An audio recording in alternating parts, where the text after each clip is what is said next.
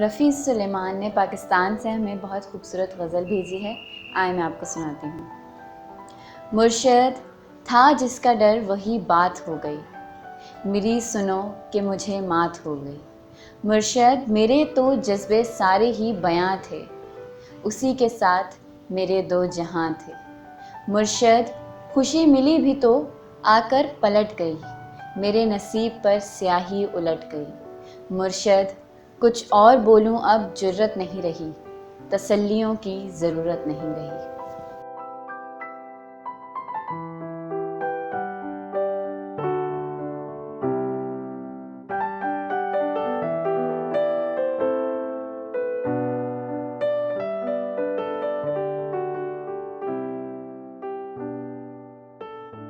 मुर्शद अब ज़िंदगी में सवेरा नहीं रहा, जो मेरा था वो मेरा नहीं रहा।